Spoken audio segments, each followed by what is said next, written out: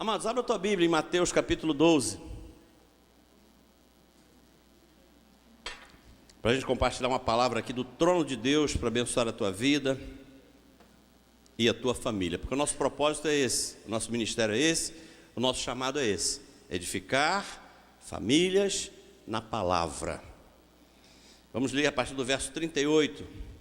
E a gente só vai ler esse texto porque nele existe um diálogo muito interessante entre Jesus e os fariseus. E nesse diálogo que a gente vai ler, Jesus menciona um profeta. Ele menciona o profeta Jonas, porque é justamente sobre a vida desse homem de Deus que a gente vai refletir nessa noite. E eu quero te antecipar que a palavra que veio ao meu coração, ela tem um propósito muito claro. É falar para algumas pessoas que têm reclamado da vida que levam. Tem muita gente na igreja reclamando da vida que tem levado. Mas na frente você vai entender por que eu estou dizendo isso. Encontraram Mateus 18, 38? Pode dizer amém? Amém. Amém ou misericórdia? Amém ou escola bíblica? Amém? Mateus 12, 38. Mateus 12, 38.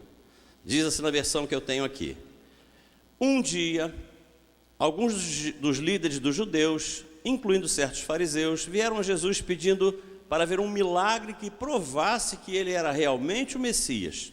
Mas, 39, mas Jesus respondeu: só uma nação perversa e infiel pediria mais alguma prova, e não haverá nenhuma, a não ser o que aconteceu com o profeta Jonas.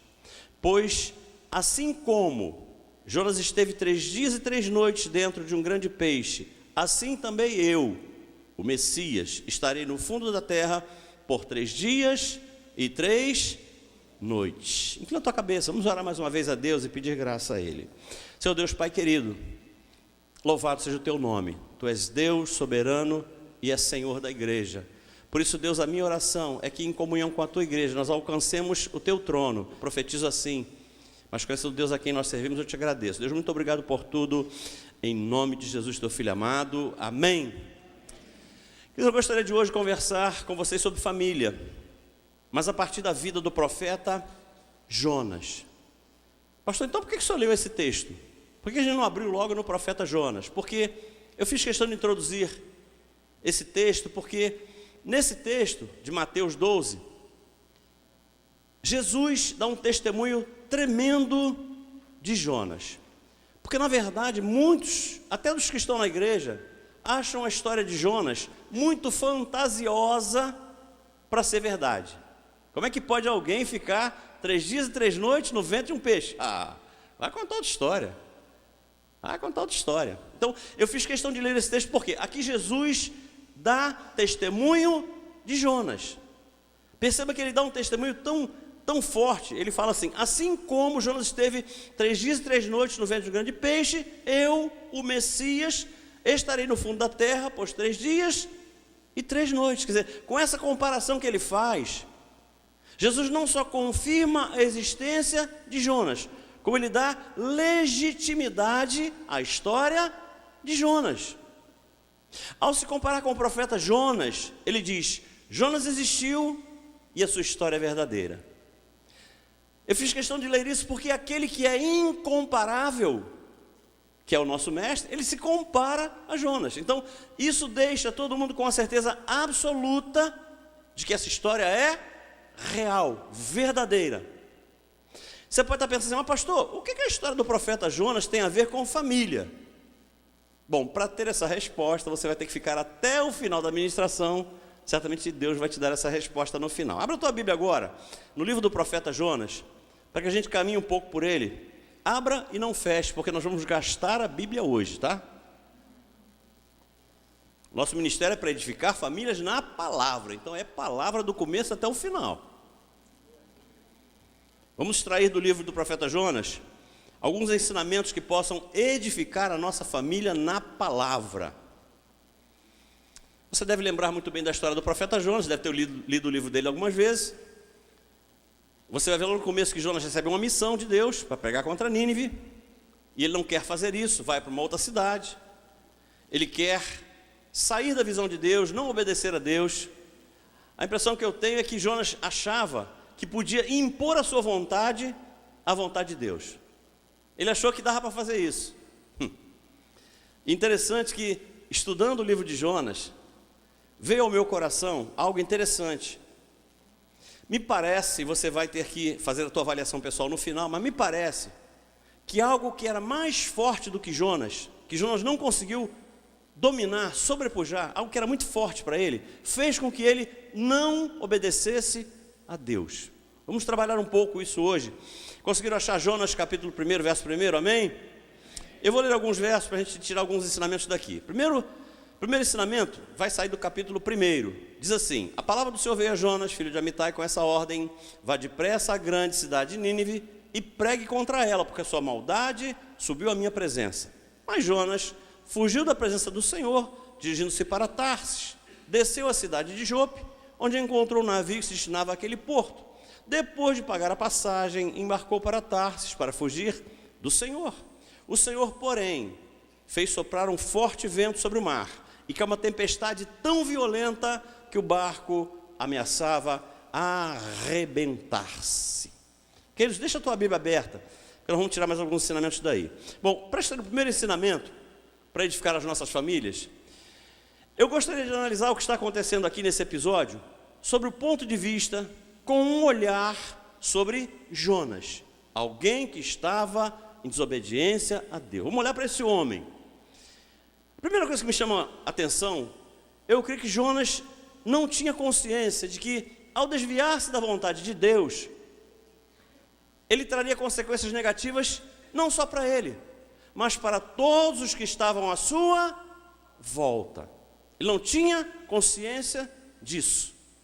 Porque, na verdade, ao embarcar naquele navio para Tarsis, Jonas colocou em risco não somente a sua própria vida, como ele colocou em risco a vida de todos os que estavam naquela embarcação. Todo mundo correu perigo de vida ali. Por quê? Por causa de Jonas. Pastor, o que isso tem a ver com a minha família? Queridos, tudo. Por que tudo? Porque quando algum membro da família se afasta dos planos de Deus, essa pessoa traz prejuízos somente para ela, sim ou não? Não, claro que não. Ela não traz prejuízo só para ela. Alguém que se desvie da vontade de Deus tem a capacidade de prejudicar toda a sua família. Toda a sua família. Queridos, pensa bem, toda vez que a gente tira os olhos de Deus, esse olhar vai para nós mesmos. Toda vez que a gente deixa de focar a Deus, a gente foca em nós mesmos. Em nós mesmos. E a gente acaba se esquecendo de tudo que não é a gente. A gente não dá valor para mais nada, a gente só quer saber de nós mesmos. Por quê? Tiramos os olhos, tiramos o foco de Deus. Esse é um grande perigo. A pessoa normalmente, quando está nessa situação, que perdeu a visão de Deus, perdeu o foco de Deus, ela perde também a visão de que, se ela for mal, se ela se der mal, ela acaba prejudicando toda a sua família. Vamos ver como é que isso aconteceu naquele episódio? Vamos ver. Vamos caminhar um pouquinho na vida do profeta Jonas para a gente entender isso, porque a primeira coisa que chama a atenção é que Jonas viu que a tempestade veio. O negócio estava feio. Qual era, ou qual deveria ser a reação de Jonas? Espera aí, eu estou fazendo alguma coisa errada, porque ele sabia que estava, e essa tempestade veio por essa razão, ele sabia disso. Então, a reação normal de qualquer um era cair em si e falar assim: bom, deixa eu me consertar, deixa eu fazer alguma coisa diferente, porque se eu continuar nesse ritmo, a coisa vai ficar difícil. Mas não. Jonas continua insistindo em desobedecer a Deus. E quando a gente faz isso, gente, ouça o que eu vou dizer, quando a gente faz isso em qualquer área da nossa vida, a situação só piora, vai de mal a pior.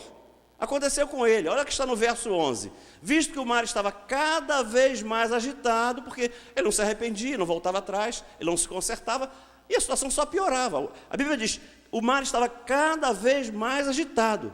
Eles lhe perguntaram: o que devemos fazer com você para que o mar se acalme? Queridos, pensem comigo algumas sutilezas da palavra de Deus. Quando algum tripulante vai a ele e fala assim: o que eu tenho que fazer com você para que o mar se acalme? Isso revela para nós algo interessante.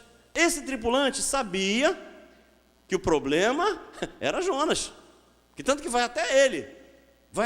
Então, não só ele sabia, ele tinha consciência que ele estava em pecado, mas alguém mais naquela embarcação sabia que Jonas estava em pecado. Alguém mais sabia. Queridos, eu creio que Jonas achava que ninguém ia descobrir o seu pecado. Ele achava, só eu sei, ninguém mais vai saber disso. Mas não é assim que funciona, a gente sabe disso, né? A Bíblia diz que não há nada oculto que não venha a ser revelado. Por isso, meu amado e minha amada, se você está andando por caminhos tortuosos, contando que nunca vai ser descoberto, nunca vai ser descoberta, cuidado.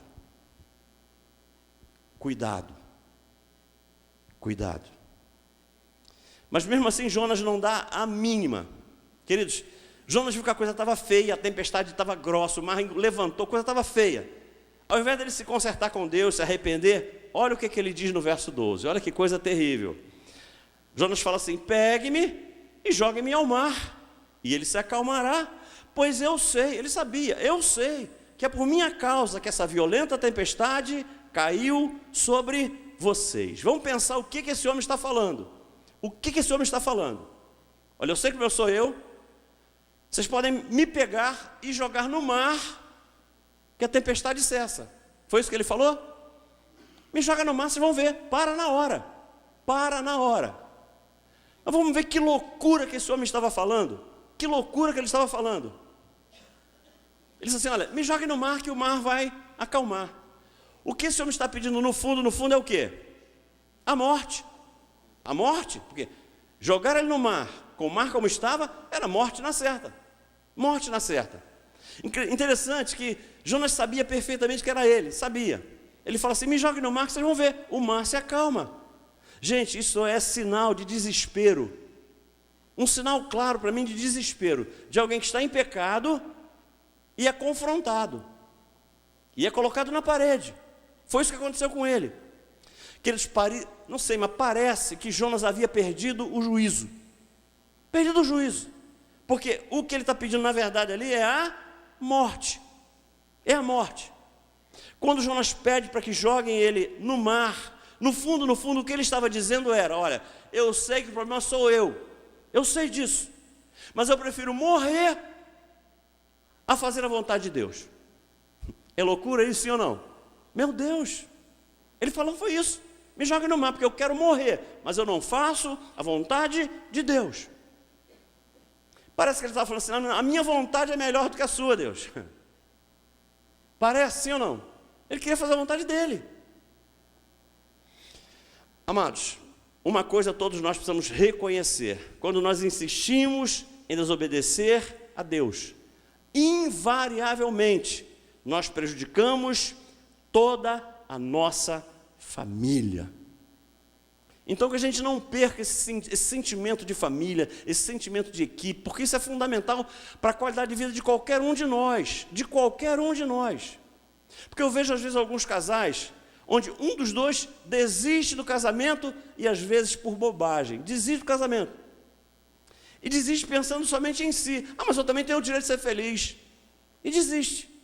Mas ele se esquece que ao romper o seu casamento, ele vai prejudicar com certeza a educação, a criação, a estrutura emocional dos seus filhos. Dos seus filhos. Mas não está nem aí para isso. Ele só está pensando nele. Ela só está pensando nela. Ou então, queridos, pensa bem, um filho adolescente se envolvendo com drogas, e às vezes você vai conversar com ele, não faz isso não, a vida é minha, e eu faço dela o que eu quiser. Quer dizer, parece até que quando um filho se envolve com drogas, ele só prejudica só ele, e não. Quando um filho se envolve com drogas, ele acaba prejudicando toda a sua família. Ou uma jovem envolvida com gravidez precoce, porque amava, porque queria, enfim, qualquer coisa. Quando a gente faz isso é porque a gente tirou os olhos de Deus. E está pensando somente em nós mesmos. Então, a primeira lição a ser extraída do capítulo 1 é que as nossas atitudes, sejam elas quais forem, boas ou más, sejam elas quais forem, todas as nossas atitudes não afetam somente a nós mesmos, mas afetam toda a nossa família. Posso ouvir um amém? Amém. Mas tem um segundo ensinamento também a ser extraído ainda do capítulo 1, não mais sobre a ótica de Jonas, agora sobre a ótica do comandante do navio. Vamos ver o que a gente aprende com esse comandante? Porque eu gostaria de ver esse comandante como um líder daquele grupo de pessoas que estava a bordo. E eu gostaria de chamar a sua atenção para um detalhe. E esse detalhe pode fazer toda a diferença. Aquele comandante, ao menos a Bíblia não diz, e se ela não diz eu não posso dizer, porque eu só posso dizer aquilo que a Bíblia diz, a Bíblia não diz que esse homem estivesse em pecado. Ele não estava em pecado. A Bíblia não afirma isso, ele estava fazendo o trabalho dele. Ele estava conduzindo uma embarcação para o destino, porque essa era a profissão dele, era a função dele. Mas qual foi o erro desse comandante? Porque ele errou também. O erro dele foi permitir que alguém que estava em pecado entrasse no seu barco. Vejam só, a primeira consequência negativa, a que todos aqueles que estavam ali foram submetidos, só porque Jonas embarcou naquele navio. Verso 13, diz assim, ao invés disso o quê? Ao invés deles fazerem o que eles se propuseram, que era ir para Tarsis, porque essa era a vontade deles, ir para Tarsis. Mas ao invés disso, os homens se esforçaram ao máximo para remar de volta à terra. Ou seja, com a tempestade, eles desistem de continuar caminhando e tentam voltar para o porto de Jope, de onde eles saíram. O primeiro prejuízo que esses homens têm é que eles perderam tempo. E tempo hoje em dia é precioso, tempo é valioso. E eles acabaram perdendo o tempo. Eles desistem de continuar a viagem e tentam voltar para o porto de onde haviam saído. Tudo isso por quê? Só por um detalhe, o comandante permitiu a entrada de alguém que estava fugindo de Deus. Eu quero analisar, queridos, a situação desse comandante, para compará-la com a nossa situação diante da nossa família. Principalmente se você é líder da tua família. Principalmente se você tem a responsabilidade de conduzir os destinos da tua família. Queridos, a responsabilidade daquele homem era conduzir aquelas pessoas até o destino e conduzir em segurança. Ele tinha que resguardar a vida de todos aqueles que haviam confiado a sua vida a ele. Ele tinha dever de ofício de preservar a integridade daquelas pessoas. Era a função do comandante do navio. Pastor, o que isso tem a ver com a minha vida? Queridos, eu gostaria de falar para algumas pessoas que estão nessa posição de líderes da sua família. Porque nós temos que ficar muito atentos. Assim como aquele comandante não foi vigilante, nós não podemos ser. Nós temos que ser muito, mas muito vigilantes com relação a isso. Quando a gente perceber alguma coisa estranha em alguém que esteja se aproximando da nossa família, nós temos que ligar o alerta. Temos que ficar muito vigilantes, muito atentos para saber quem são as pessoas que estão se aproximando da nossa família. Nós não podemos permitir que qualquer pessoa entre no barco da nossa família sem primeiro procurar saber quem é essa pessoa. Queridos, ouça o que eu vou dizer. Existem pessoas, eu acho que em Santos também tem essa pessoa, que estão fugindo de Deus, mas vão querer se esconder justamente na nossa casa. O cara está fugindo de Deus, a moça está fugindo de Deus, mas quer ir para a nossa casa. Eu acho que é por isso que tem gente na igreja com a vida atribulada. Eu vejo isso, gente. Gente na igreja com compromissos com Deus, firmadas em Deus, mas com a vida toda atribulada, só porque permitiram que um Jonas se aproximasse da sua casa. Que um Jonas fizesse morada na sua casa. Que um Jonas pudesse fazer parte do relacionamento da sua família. Ouça o que é que eu aprendo aqui, queridos. Dar carona a quem está fugindo de Deus. Dar carona a quem está fugindo de Deus vai atrasar a tua viagem. Dar carona a quem está fugindo de Deus vai atrapalhar a tua caminhada cristã. Mas pastor, então eu vou deixar essa pessoa de mão? Eu vou largar, deixar ir para o inferno? Não, não. Ouça, existem pessoas que estão precisando muito mais das nossas orações do que da nossa companhia. Você não vai deixar de orar por ela, mas mantenha delas uma distância segura. Mantenha delas uma distância segura. Mas voltando para essa história, além da perda de tempo que houve, há um outro prejuízo. Olha no verso 5 na parte B. E atiraram as cargas ao mar para tornar o navio mais leve. Agora, além de perder tempo, eles perdem dinheiro, porque jogar carga ao mar significa perda de dinheiro. Eles perdem tempo e perdem dinheiro. Houve prejuízo financeiro nessa história. Eu não sei se você conhece alguma família assim, que permitiu que alguém com a vida enrolada, com a vida atrapalhada, se aproxime tanto que acaba gerando prejuízo para a nossa família. Estava tudo bem até o camarada se aproximar. Estava tudo certinho até a moça passar a conviver com a gente. Aí a coisa enrola de tal maneira, que eles ouçam. Sabe qual foi o erro desse homem? Ele não tinha que jogar cargas ao mar, não. Porque o que tinha que sair não eram as cargas. Quem é que tinha que sair do navio? Era o Jonas. Então, querido, fique atento. Você pode estar perdendo coisas que não precisaria perder. É só tirar da tua vida a coisa certa, ou tirar da tua vida a coisa errada. Só isso. E não parou por aí, não. Além de perder tempo e perder dinheiro, aquele comandante ainda cometeu um outro erro. E eu acho que, se tratando de família, foi mais grave ainda. Olha o que está no verso 3, na parte B. Depois de pagar a passagem, Jonas embarcou para Tarsis. A Bíblia diz que Jonas não entrou de gaiato no navio. Ele não entrou de gaiato no navio. Ele comprou a passagem. Ele pagou. E os estudiosos da Bíblia dizem que uma viagem com a embarcação daqueles dias, com as condições, com os recursos daquela época, uma viagem de Jope para Tarsis, era uma viagem de meses. Eu fico pensando quanto é que foi que aquele comandante cobrou de Jonas, porque não foi barato. Não foi barato. Porque era uma viagem longa e demorada. Queridos, sabe como é que isso acontece nos nossos relacionamentos familiares? Porque no fundo, pensa comigo, o grande erro daquele comandante qual foi? Ele achou que ia se dar bem em cima de Jonas. Ele achou que ia ter lucro em cima de Jonas. Vou ganhar dinheiro com Jonas. Vai me pagar uma passagem cara e vai entrar no meu navio. Tem lugar? Eu vou ganhar dinheiro com esse cara. Como é que isso acontece na família? É quando você vê que tem alguém errado se aproximando da tua família, do teu filho, da tua filha, da tua esposa, do teu marido. Você percebe que tem alguma coisa errada. Tem alguém se aproximando que não deveria se aproximar. Aí você chega para essa pessoa e fala assim: cuidado, muito cuidado com essa pessoa. Eu tenho orado a Deus e eu percebo que essa pessoa vai causar problema. Muito cuidado. E a pessoa fala assim: mas o que você tem contra ela? Poxa, isso já está parecendo perseguição. Por que você não gosta dela? E você já orou a Deus e sabe que tem alguma coisa errada na vida da pessoa, mas você é questionado. E a pessoa fala assim: mas ela é uma excelente pessoa. Ela tem uma excelente condição social.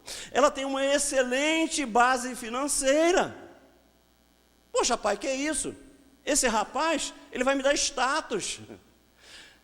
Pai, ele vai me abrir portas. Querido, você sabe quem abre porta onde não tem porta? Você sabe? Só tem um. Só tem um que abre porta onde não tem porta. É ele que vai te abençoar. Não é essa companhia errada, não. É ele que vai te abençoar. Além do que a Bíblia diz que as más conversações corrompem os bons costumes. Posso ouvir um amém? Amém. Qual é o problema desse comandante? E eu vejo muita pessoa falando isso na família. Queridos, você vai alertar alguém da tua família você está sentindo que está indo pelo caminho errado. Não porque já esteja praticando o pecado, mas está se envolvendo com alguém que está em pecado, e é uma questão de tempo. Daqui a pouco você vai ver que a coisa vai ficar difícil. Você está vendo isso. E aí você fala com a pessoa, ela fala assim: mas eu não estou fazendo nada errado. Eu sei que você não está fazendo nada errado. O teu erro qual é? É se aproximar demais de alguém que está fazendo coisa errada. Você pode não estar fazendo, mas cuidado. A pessoa fala assim: mas eu não estou em pecado. Qual é o problema? Eu não estou em pecado. Onde é que isso se encaixa aqui? O que isso tem a ver com a história? Porque o comandante também não estava em pecado. Mas ele teve prejuízo, sim ou não? Quantos? mesmo não estando em pecado, mas teve um monte de prejuízo. Por quê? Porque o pecado capital desse comandante foi permitir que alguém que estava fugindo de Deus se escondesse na sua embarcação. Tem gente que, apesar de não estar vivendo em pecado, está dando chance ao azar.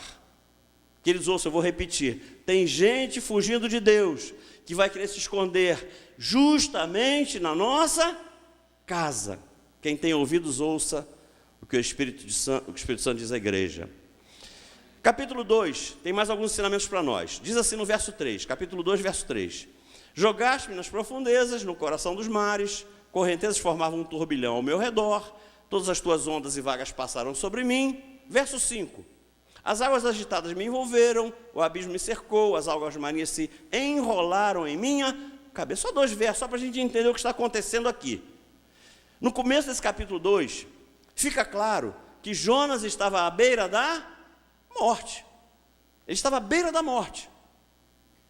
Pelo relato dos 2 versos que a gente leu, ele estava à beira de morrer afogado. Aí vem um grande peixe. O grande peixe vem, engole Jonas e livra-o da morte. Interessante que quem manda o grande peixe não é o inimigo. Quem mandou o grande peixe foi Deus. Deus que mandou o grande peixe. Queridos, qual é o alerta que eu gostaria de deixar sobre esse 2º capítulo do livro de Jonas? É que nós é que vamos ter que fazer essa leitura correta. Nós vamos ter que identificar quem é Jonas na nossa vida e quem é grande peixe na nossa vida. Somos nós que vamos ter que identificar isso.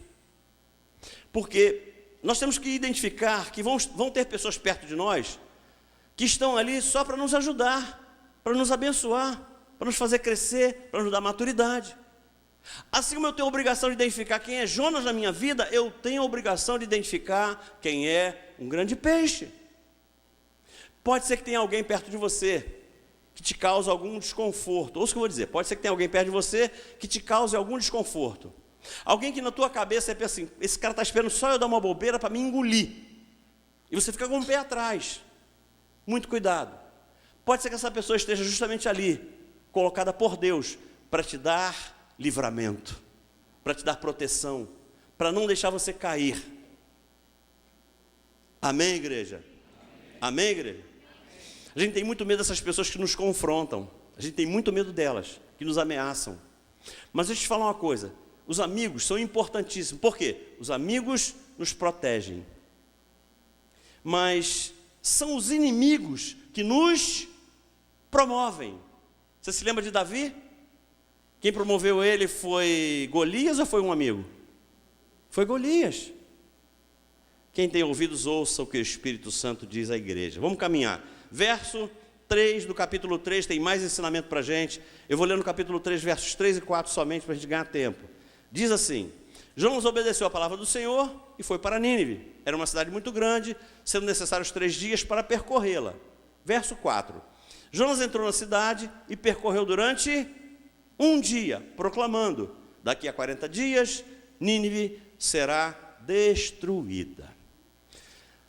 Primeira lição do capítulo 3, eu gostaria de extrair vendo o que ocorreu como consequência do arrependimento de Jonas. Porque aconteceram coisas lindas aqui, porque Jonas se arrependeu, deixou de ir para Tarsis e foi para Nínive. Só isso moveu céus e terras em favor da vida dele. Olha o que aconteceu. A Bíblia diz, e nós lemos isso, que seriam necessários 3 dias para percorrer a cidade, amém? A Bíblia diz isso, 3 dias para percorrer a cidade. Mas a mesma Bíblia diz que Jonas caminhou somente 1 dia. Mais na frente, você vai reparar que a mensagem que Jonas pregou foi a seguinte: olha, daqui a 40 dias, Nínive será destruída. Outra coisa interessante, se nós analisarmos essa pregação de Jonas pelo aspecto técnico, se você olhar para a sua argumentação, você vai ver que ela foi muito pobre, muito pobre. Certamente nós reprovaríamos a pregação que ele fez. Era como se eu chegasse aqui hoje e dissesse assim: olha, quem não aceitar Jesus vai para o inferno. Há mentira nisso, sim ou não? Agora, há sabedoria? Nenhuma. Mais ou menos isso que ele fez. Só que o resultado prático, gente, dessa pregação de Jonas foi surpreendente. O resultado da pregação de Jonas foi extraordinário. Por quê? Porque ela foi limitada no tempo, ela foi limitada no espaço, ela foi pobre em argumentação. Mas você não vai ver em toda a Bíblia Sagrada nenhuma mensagem que tivesse gerado tanto resultado quanto resultado gerou a pregação de Jonas. Eu acho que só o mestre conseguia fazer isso. Porque, acompanhem comigo, olha que está no verso 5. Os ninivitas creram em Deus, proclamaram um jejum, e todos eles, do maior ao menor, vestiram-se de pano de saco. Mas não ficou só no povo, olha só, verso 6. Quando as notícias chegaram ao rei de Nínive, ele se levantou do trono, tirou seu manto real, vestiu-se de pano de saco e sentou-se sobre cinza. Ou seja, a pregação dele alcançou do servo mais humilde até o rei de Nínive. Todo mundo foi alcançado pela pregação curta em tempo, curta em espaço, mas cheia do poder de Deus. Cheia do poder de Deus. Isso por quê? Porque Jonas decidiu obedecer a Deus. Ele cumpriu um princípio. E Deus não se move por sentimentos. Aprenda isso. Deus não se move por sentimentos. Deus se move por princípios. É sempre assim. Obedecer um princípio tem prêmio. Desobedecer um princípio tem prejuízo.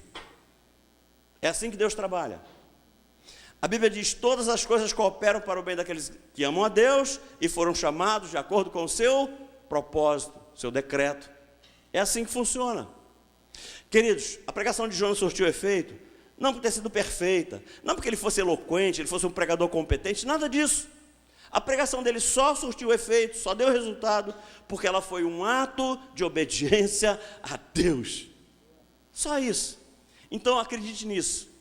Toda vez que você decide obedecer a Deus, vem bênção sobre a tua vida, vem prêmio sobre a tua vida, vem recompensa sobre a tua vida. Decida obedecer, você vai ver, faz esse teste. Mas tem uma segunda lição a ser extraída ainda sobre o capítulo 3. Eu gostaria que olhássemos agora, não para o que aconteceu com Jonas, mas para o que aconteceu com os ninivitas, porque Jonas se arrependeu, deixa de ir para Tarso e vai para Nínive. Teve bênção. Mas os ninivitas também, eles se arrependeram. Olha o que diz o verso 10. Tendo em vista o que eles fizeram e como abandonaram os seus maus caminhos, prova de arrependimento. Deus se arrependeu e não os destruiu como tinha ameaçado. Queridos, quando nós nos arrependemos dos nossos maus caminhos, até uma sentença de morte que pode haver sobre a nossa vida é cancelada, é anulada, Deus joga fora. Basta que a gente obedeça. Queridos, ouçam, Jonas fez algo que Deus quis. A consequência qual foi? Arrependimento de ninivitas. Deus já tinha decidido dar uma nova chance àquele povo. Porque quando Deus manda Jonas lá, é porque no coração de Deus, Deus falou assim: se ele for lá e pregar, o povo se arrepende e eu não mato, eu perdoo. Essa era a vontade de Deus. Deus tinha decidido dar uma nova chance aos ninivitas. Agora, se Jonas dissesse, eu não vou, o povo ia morrer assim ou não? Duvido. Porque os planos de Deus não podem ser frustrados. Se Deus disse, ninivita vai se arrepender e não vai morrer, e Jonas falasse, não vou, Deus ia arrumar um outro profeta, mas ia mandar alguém lá. Porque ele queria aquilo e aquilo ia ser feito. Por que eu estou dizendo isso? Porque essa era a chance que os ninivitas tinham. Crer na pregação e se arrepender. Mas agora, se os ninivitas não crescem, se os ninivitas não se arrependessem e continuassem andando nos seus maus caminhos, eles certamente experimentariam o juízo de Deus. Aquela sentença que havia seria cumprida. Queridos, ouça, todas as vezes que eu obedeço, eu vou ter um benefício. Todas as vezes que eu desobedeço, vou ter um prejuízo. Posso ouvir um amém? Amém. Quarto e último capítulo, e aqui a gente fecha. Eu vou ler só os versos 6 até o verso 11. Acompanhe comigo, Jonas capítulo 4, para a gente tirar o último ensinamento e eu fecho aqui. Então o Senhor Deus fez crescer uma planta sobre Jonas, para dar sombra à sua cabeça e livrá-lo do calor, o que deu grande alegria a Jonas. Jonas ficou alegre. Mas na madrugada do dia seguinte, Deus mandou uma lagarta atacar a planta e ela secou-se. Ao nascer do sol, Deus trouxe um vento oriental muito forte, e o sol bateu na cabeça de Jonas, a ponto dele quase desmaiar. Com isso, ele desejou morrer e disse: para mim, seria melhor morrer do que viver. Mas Deus disse a Jonas: você tem alguma razão para estar furioso por causa de uma planta? Respondeu ele: sim, tenho. Eu estou furioso a ponto de querer morrer. Mas o Senhor lhe disse: você tem pena dessa planta, embora não a tenha podado, nem a tenha feito crescer. Ela nasceu numa noite e numa noite morreu. Verso 11, aqui que eu quero chegar. Contudo, Jonas, Nínive tem mais de 120 mil pessoas que sequer sabem distinguir a mão direita da esquerda, além de muitos rebanhos. Não deveria eu ter pena dessa cidade, Jonas? Que isso, Jonas? Pensa bem, Jonas. Queridos, o que está relatado no verso 6 é terrível. Por quê? Porque a alegria de Jonas foi pelo nascimento de uma planta para lhe dar sombra. O que deu alegria a ele foi isso. Não foi que 120 mil ninivitas poderiam ser poupados, não. A alegria deles toda estava em uma planta que nasceu para lhe dar sombra. Ao invés dele ver as pessoas como mais importantes, ele viu uma planta como importante. Qual é o ensinamento que eu quero extrair desse capítulo? Gente, ouça, guarde isso. Pessoas são mais importantes do que coisas. Quanta gente priorizando coisas e desprezando pessoas.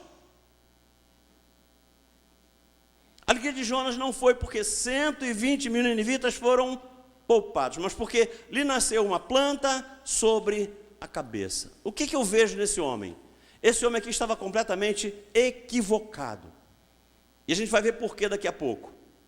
Porque o olhar dele não estava sobre o próximo, mas deveria, ele era um profeta de Deus.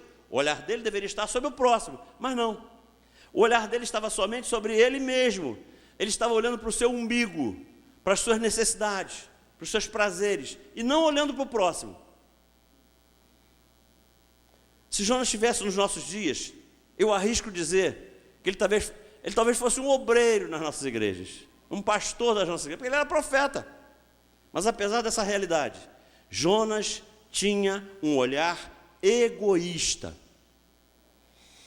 Amados, a pergunta que nós como igreja temos que fazer nessa hora para nós mesmos é simples, e eu deixo para você pensar, que você sai daqui refletindo hoje.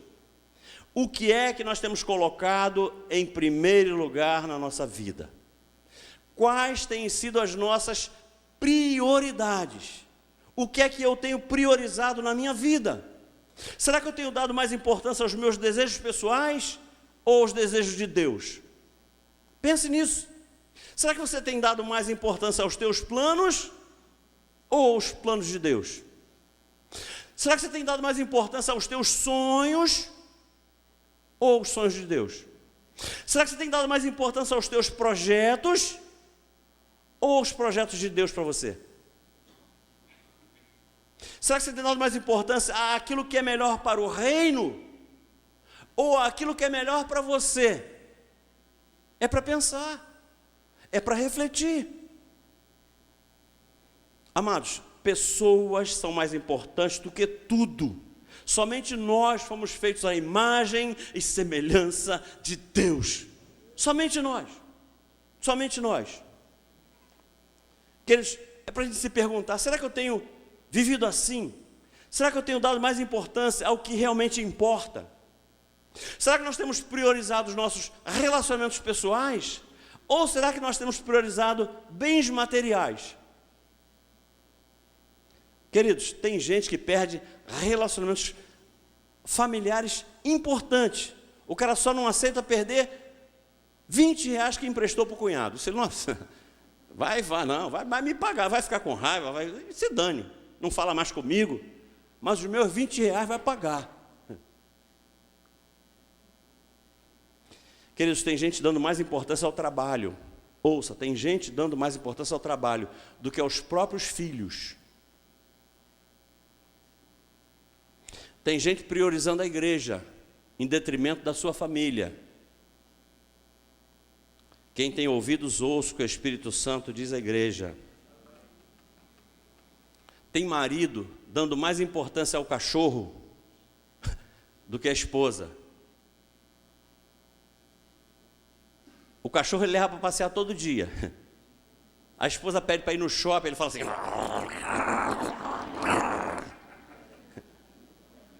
Eu acho que é por isso, eu não sei, impressão minha, eu acho que é por isso que tem marido que é mais bem recebido em casa pelo cachorro do que pela mulher.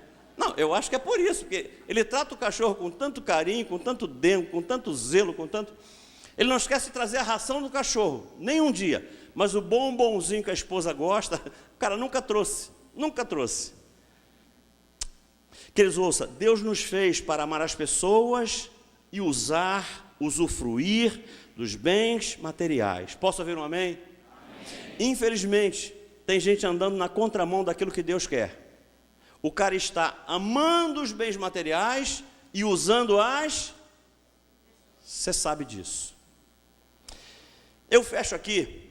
Eu diria que aqui eu entro na mensagem, mas você não ia esperar e ia embora. Então eu digo que eu fecho aqui, mas na verdade eu vou entrar na mensagem aqui. Porque eu tenho que compartilhar com você algo que Deus me revelou estudando essa palavra. Quantos creem que nenhum mal nos acontece se Deus não permitir? Dê um sinal.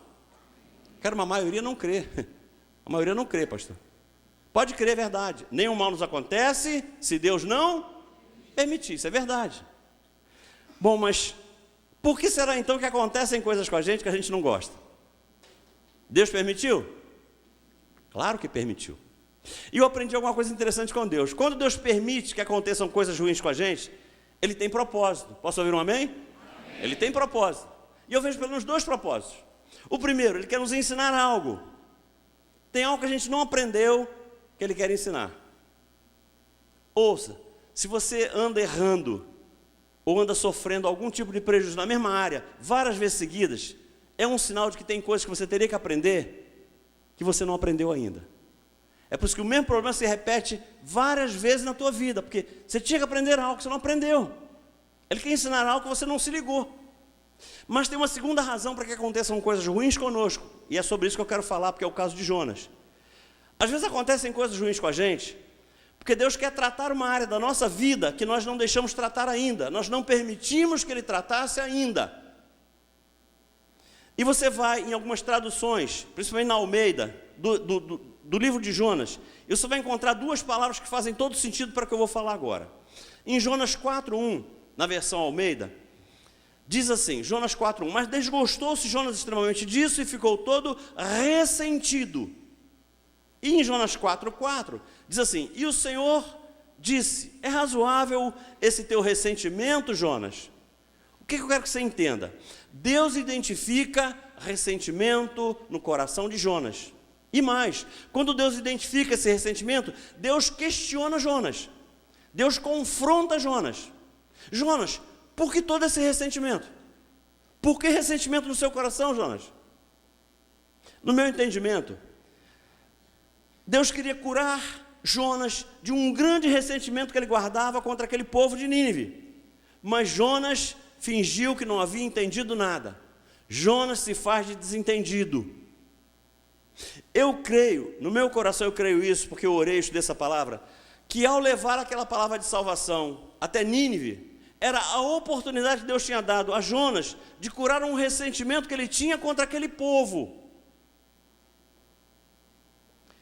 Pastor, de onde o senhor tirou isso? Queridos, ouça. Jonas era um profeta do reino do norte, porque nessa época o reino estava dividido, reino do sul e reino do norte. Jonas era um profeta do reino do norte. Enquanto no reino do sul os babilônicos entravam e levavam cativo, no reino do norte o império assírio entrava e era avassalador. O império assírio era terrível. Eles matavam, estupravam, faziam barbaridade, escalpelavam a cabeça das pessoas. A Bíblia diz, e os estudiosos confirmam, que havia casos onde eles passavam a faca no abdômen de uma mulher grávida e tiravam a criança lá de dentro ainda em gestação. Eles eram terríveis, terríveis. E Jonas era um profeta do reino do norte. Bom, o que Nínive tem a ver, pastor, com o império assírio? Nínive era a capital do império assírio. Então, provavelmente na cabeça de Jonas ficaram lembranças do Império Assírio invadindo a sua terra, invadindo o seu povo, saqueando o seu povo, quem sabe fazendo mal a alguém da sua aldeia, fazendo mal a alguém da sua cidade, fazendo mal a alguém da sua família, não sei. Mas a verdade é que Jonas tinha um ressentimento muito grande daquele povo, por todas as barbaridades que eles haviam feito. E isso impediu Jonas de atender a um chamado de Deus, ir até lá e levar uma palavra de salvação. Ele tinha ressentimento em seu coração, e isso travou Jonas. Isso não deixou que Jonas fizesse a vontade de Deus. Ele ficou travado. Ele não queria ver o povo perdoado. Na verdade, o que Jonas queria é que Deus exercesse juízo. Só que ele se esqueceu que Deus não queria fazer isso. Na verdade, o que Deus queria era exercer misericórdia. Por isso todo esse clima, por isso todo esse problema, porque Jonas queria juízo e Deus queria misericórdia. Queridos, ouça, eu não sei contra quem você guarda ressentimento, mas eu vim aqui para dizer uma coisa. Existe um perigo muito grande em guardar ressentimento em nossos corações.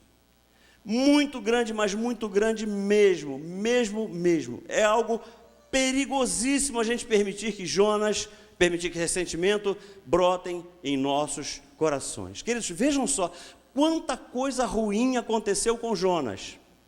Ele teve prejuízos próprios, gerou prejuízo a outros, só porque permitiu que ressentimentos ficassem guardados em seu coração. Quanto sofrimento, quanta prova, quanta perda. Tudo isso por quê? Porque havia ressentimento guardado no coração de Jonas. E eu quero compartilhar algo com você e eu fecho aqui. Eu vim aqui hoje para dizer que você necessita deixar aqui hoje, na igreja, todo teu ressentimento. Decida hoje se livrar de todas as mágoas que você guarda no seu coração. Decida hoje se livrar de tudo aquilo que tem sujado o seu coração, tem contaminado o seu coração, porque mágoas no coração, guardadas por muito tempo, acabam gerando ressentimento. E ressentimento acumulado no coração gera amargura. E quando há amargura em nosso coração, todos os nossos relacionamentos ficam comprometidos. Eu vou repetir. Quando existe amargura no nosso coração, todos os nossos relacionamentos ficam comprometidos. Pastor, de onde o senhor tirou isso? Da Bíblia Sagrada. A Bíblia Sagrada diz o seguinte, Hebreus 12:14. Segui a paz com todos e a santificação, sem a qual ninguém verá o Senhor. A gente já decorou isso, né? Segui a paz com todos e a santificação, sem a qual ninguém verá o Senhor. Mas a gente não leu o verso 15. A gente para no 14. Olha o que diz o 15. Tendo cuidado de que ninguém se prive da graça de Deus. Pastor, cadê a graça de Deus na minha vida? Queridos, deixa eu falar um negócio. Deus não tira, Deus não remove a graça da vida de ninguém. Não tira. Ah, pastor, não estou vendo graça na minha vida. Olha o que diz a Bíblia. Tendo cuidado de que ninguém se prive da graça de Deus. A Bíblia diz que sou eu que me privo da graça de Deus. Não é Deus que tira a graça de mim. Sou eu que me excluo. Sou eu que saio debaixo da graça de Deus. Diz que nenhuma raiz de amargura brotando vos perturbe e por ela muitos se contaminem. A Bíblia diz que quando há amargura no coração, a gente acaba contaminando a muitos. Você já viu com uma pessoa com o coração amargurado? É uma pessoa difícil de conviver. A pessoa que é longe, porque não dá, tem umas que não dá nem para você estar muito perto. São amarguradas, acabam contaminando a gente. Queridos, a amargura dá metástase. E ela acaba comprometendo todo o nosso ser. A amargura é o câncer da alma. E eu vejo aqui que Jonas estava com a sua alma doente. Jonas estava com a sua alma muito doente, porque havia raiz de amargura no coração de Jonas. E é interessante, e eu fecho aqui, interessante. Já viu que não é caule de amargura, folha de amargura, fruto de amargura, não é. É raiz de amargura. E há uma razão para que isso seja raiz. Porque há muitas semelhanças entre raiz e amargura. Pensa se não é assim. Qual é a função da raiz em uma planta? Primeiro, prender a planta ao solo.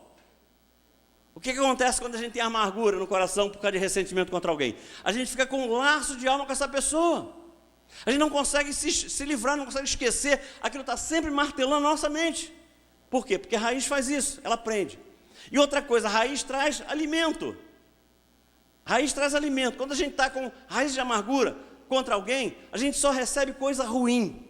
A gente não recebe de Deus, a gente só recebe coisa ruim. Só recebe coisa realmente que atrapalha, que magoa, que choca. E outra coisa interessante, a raiz cresce e a gente não vê crescer. Alguém vê a raiz crescer aí? Por quê? Porque ela cresce para baixo. A gente guarda a raiz de amargura durante algum tempo no coração e fala assim, quando eu quiser eu resolvo. Vá atrás. Deixa essa raiz de amargura durante muito tempo, que ela vai crescer, crescer, crescer, crescer. Um dia você vai falar assim, não dá mais, eu tenho que resolver isso. Aí você vai pedir perdão. Você vai tentar se reconciliar. É como se chegasse numa planta que ficou muitos anos ali, você pega a planta e fala assim, e você faz uma força e não consegue arrancar. Por quê? A raiz está tão profunda que você não consegue mais tirar. É exatamente isso que estava acontecendo aqui. Exatamente isso, mas exatamente isso mesmo. Ou seja, o ressentimento que Jonas tinha no seu coração induziu a Jonas a desejar que Deus exercesse juízo, mas não era isso que Deus queria exercer. Deus incumbe ele de uma missão e ele foge da missão. Por quê? Porque ele queria ver aquele povo morto. Alguma semelhança entre o que aconteceu com Jonas e o que acontece com você? Tem alguém que te feriu, que te magoou, que te humilhou, que te traiu e que gera em você esse sentimento? Eu quero que ele morra. Eu quero que ela morra. Queridos, ouça.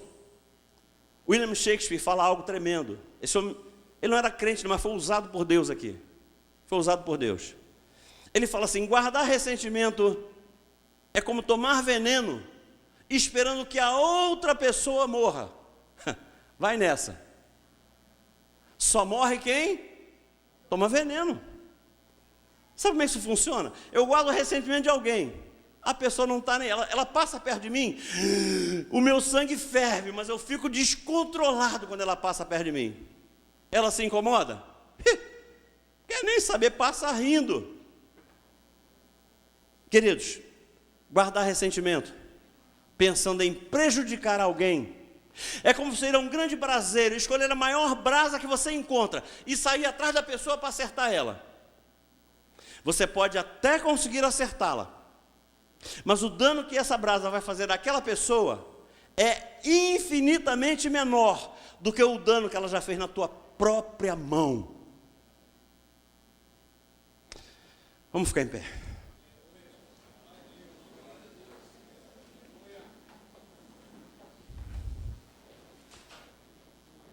Querido, a minha oração hoje vai ser para que você deixe aqui todo o teu ressentimento. Eu quero que você se encoraje, que você se desafie, que você olhe para dentro de você mesmo e veja o quanto guardar ressentimento tem prejudicado a tua vida, a tua qualidade de vida, tem prejudicado a tua caminhada, tem prejudicado a tua comunhão, os teus relacionamentos familiares, os teus relacionamentos profissionais, os teus relacionamentos com o irmão em Cristo. Quanto, mas quanto? Queridos, ouçam o que eu vou dizer. A pessoa contra quem você guarda ressentimentos, fique ligado. A pessoa contra quem você guarda ressentimentos pode estar mais perto de você do que você imagina. A pessoa contra quem você guarda ressentimentos pode estar mais perto de você do que você imagina. Pode ser que você saia um dia para trabalhar, alegre, feliz, e sente na sua mesa no trabalho, esperando um dia maravilhoso. Aí a pessoa contra quem você guarda ressentimentos entra na mesma sala que você, senta numa mesa do lado da tua e ainda te pede favor durante o dia, o que você faz? A pessoa contra quem você guarda ressentimentos pode estar mais perto de você do que você imagina. Você vem para a igreja para louvar e bendizer o nome do Senhor, adorar a Deus Todo-Poderoso, mas você tem ressentimento no coração. Aí você senta numa cadeira e Deus providencia para que a pessoa contra quem você guarda ressentimento sente do teu lado. E o pastor Natalino fala assim: dá um abraço a essa pessoa que está do teu lado, diz que você ama, profetiza sobre a vida dela.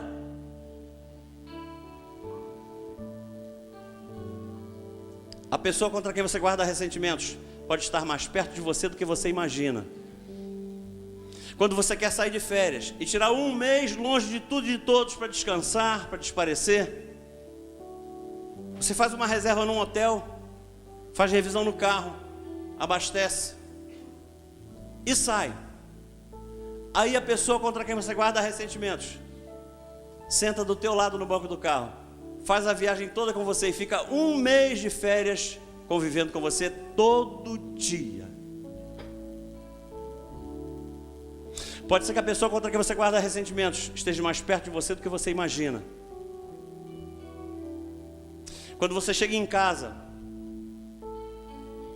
e você quer descansar, cansado, você quer tomar um banho e deitar e dormir, aí a pessoa contra quem você guarda ressentimentos deita do teu lado na cama e passa as 8 horas de sono dormindo com você.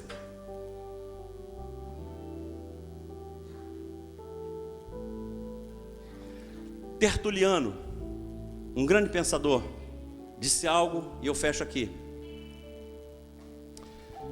Para você que está ferido, ferida, guardando ressentimentos, amargura, mágoas no coração. Para você que diz: pastor, não consigo perdoar. O que eu quero é ver morto mesmo. O que eu quero é ver morta mesmo.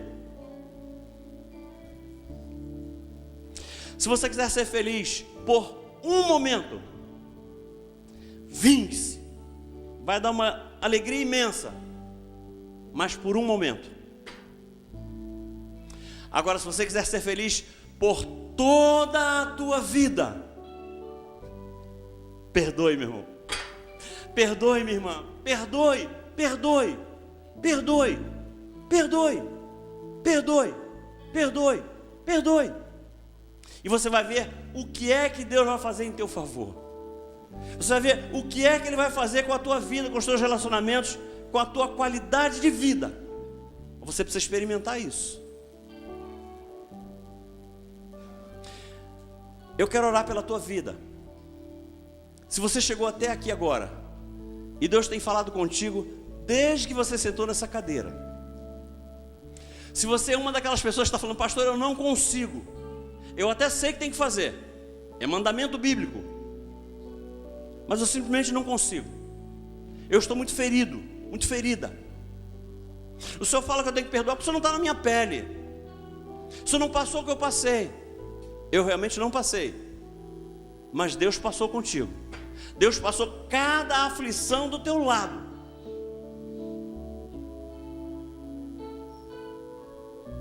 Eu quero orar pela tua vida. Eu quero que você se encoraje em Deus.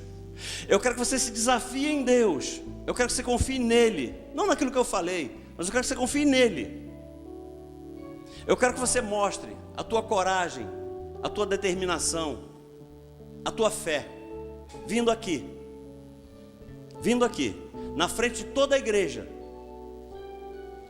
porque certamente Deus vai te visitar, Deus vai te capacitar, Deus vai te selar, Deus vai te blindar, Deus vai te dar estratégias para que você saia daqui e comece a restaurar cada um dos teus relacionamentos. Eu creio que tem gente aqui que está precisando de uma visitação de Deus, porque por si mesmo não vai conseguir, por si mesmo não tem jeito, por si mesmo ele já sabe que não vai de jeito nenhum. É com você que Deus está falando. Deus quer te ver aqui. Pastor, eu preciso ir aí.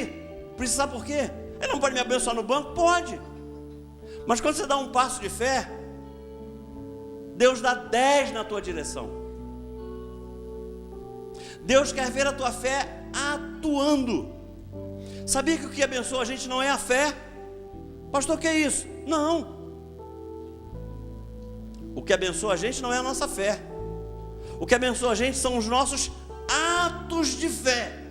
É aquilo que eu faço baseado na minha fé. E vir ao altar é isso. Agora não é olhar para a direita, para a esquerda, para a frente e nem para trás, porque a tua bênção não vem daí.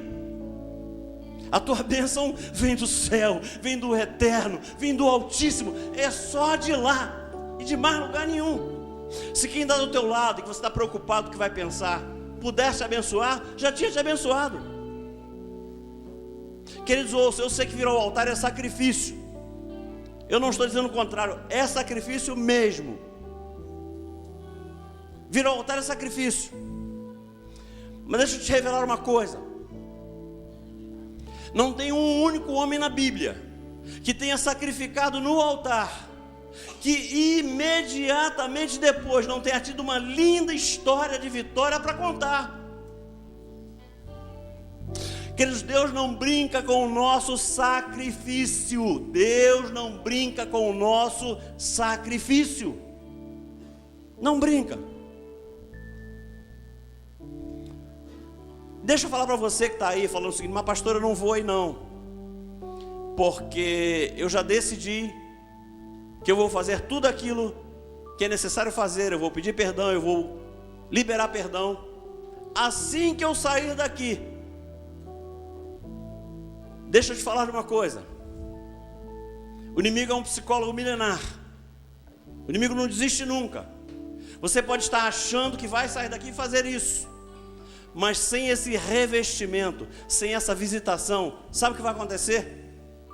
A hora que você botar o pé do lado de fora, o inimigo vai vir no teu ouvido e vai falar assim: tu é trouxa mesmo, hein? Otário, bobão. Depois de tudo que você viveu, depois que você passou, você vai pedir perdão? Tu é um trouxa.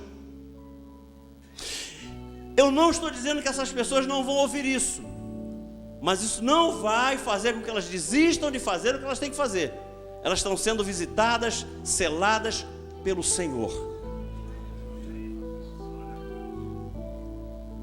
Levante a tua mão santa para cá, para abençoar essas pessoas que precisam de visitação de Deus. Coloca a tua fé junto da minha e vamos orar, vamos interceder. Vamos pedir para que Deus entre com providência e faça algo que só Ele pode fazer. É dar a essas pessoas a oportunidade, as condições necessárias para saírem daqui e começarem a restaurar todos os seus relacionamentos. Eu quero ouvir testemunhos. Eu quero ouvir a igreja me ligando, dizendo: pastor, você não sabe quantas pessoas vieram ao altar dar um testemunho do que Deus fez em favor delas, só porque elas tomaram uma decisão. Elas pagaram o preço de se exporem, de virem ao altar, de pedirem a visitação do Todo-Poderoso. Senhor Deus Pai querido, aqui está a tua igreja reunida, não só aqui na frente, clamando, reivindicando a tua visitação, mas toda a tua igreja está em espírito de oração agora, intercedendo a ti. Por isso, Pai, cumpre na tua igreja aquilo que é promessa tua, que diz que quando 2 ou mais se reúnem em teu nome, tu se faz presente. Quando a gente liga na terra, isso é ligado no céu. Quando a gente desliga na terra, é desligado no céu. Por isso, faz com que essas pessoas sejam visitadas poderosamente pelo nosso Deus, e que tenham do Senhor a estratégia necessária para saírem daqui e começarem a restaurar cada um dos seus relacionamentos. Dê a eles essa oportunidade.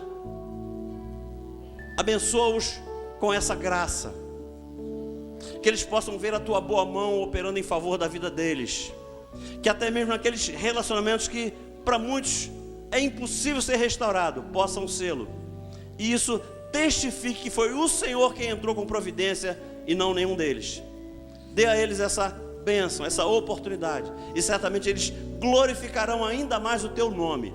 Teu nome será exaltado, seu nome será difundido no meio da família deles, no meio dos colegas de trabalho, no meio da igreja. Todos saberão que eles servem a um Deus que faz milagres.